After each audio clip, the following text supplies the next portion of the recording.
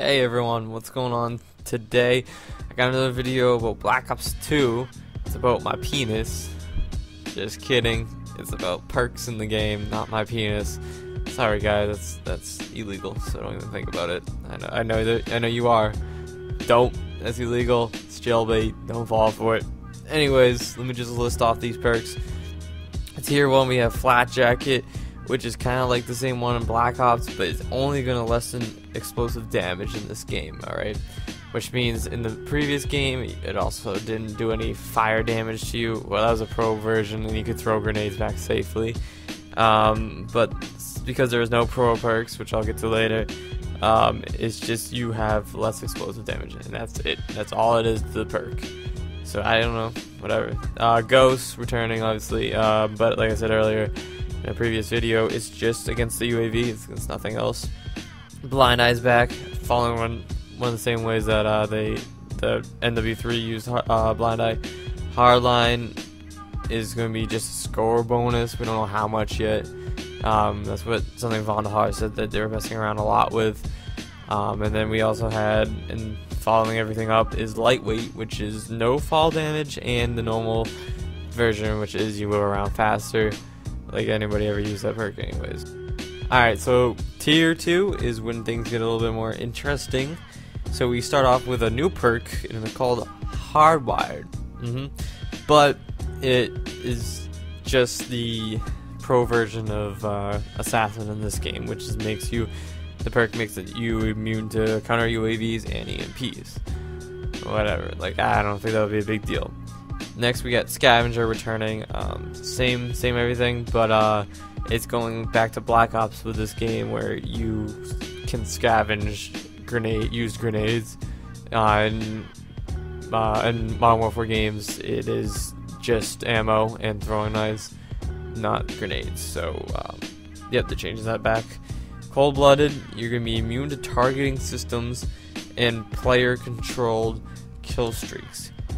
Now, for me, I think that might be the best because that's kind of what bothers you the most. I mean, it's gonna be the same problem as Blind Eye is.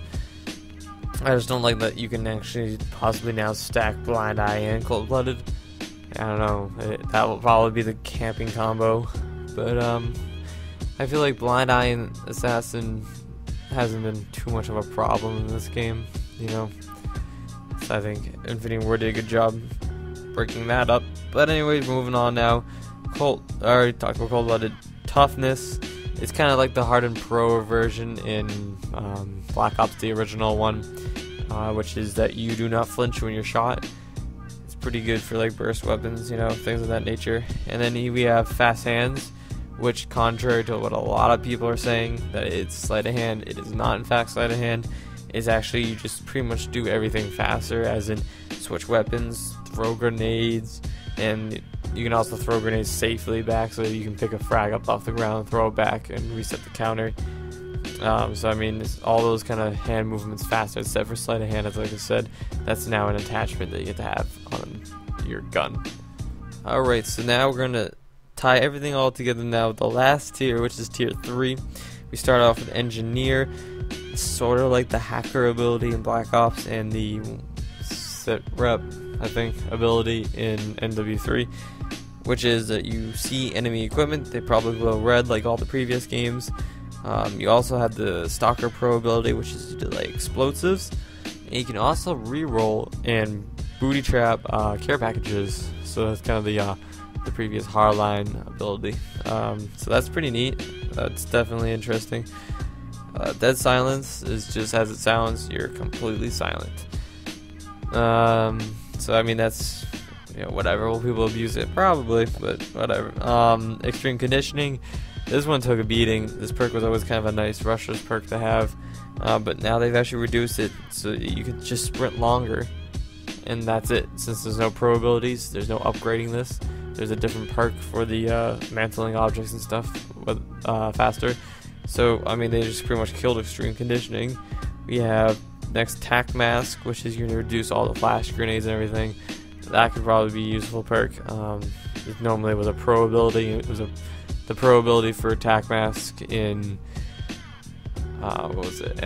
Or Black Ops, sorry. And then it's the pro version of Blast Shield in NW3. So that's coming back. Awareness, which is you hear enemies better. That obviously depends on how the noise is going to be in the game, you know. And then dexterity, which is you climb things faster, you recover from melee faster, and you also aim your gun hip firing faster after running.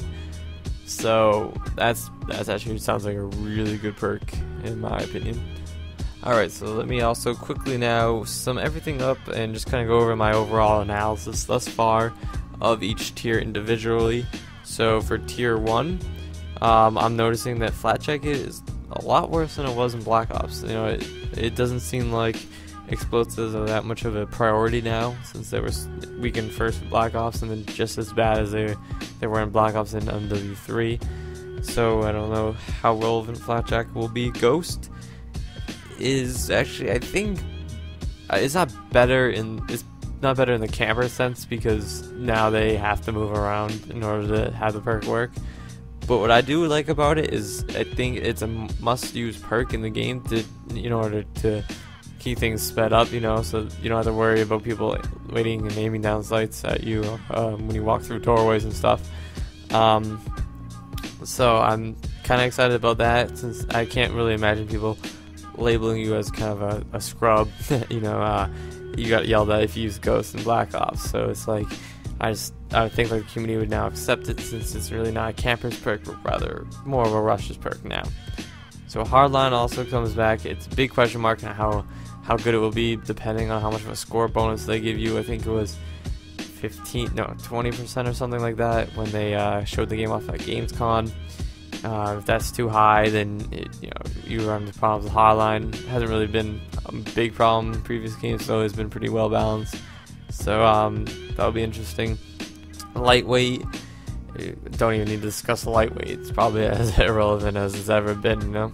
Alright, so now tier 2, will I begin? Hardwired, I kind of saw as not too helpful. I just can't imagine it's really useful to have yourself countered, or sorry, yeah, have a counter to the counter UAV and the EMP, when I don't think we'll see that kill streak up nearly as much as previous games, since there's so many options now.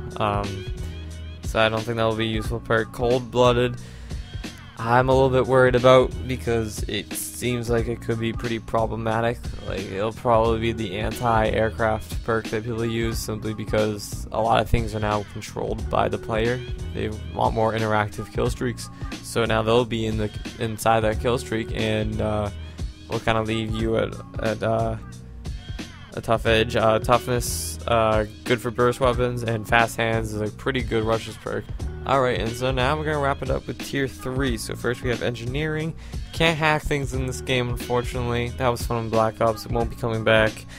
I'll miss it very much. Dead silence, depends on how the sound quality is. If it's really good, may become a must use unless necessary.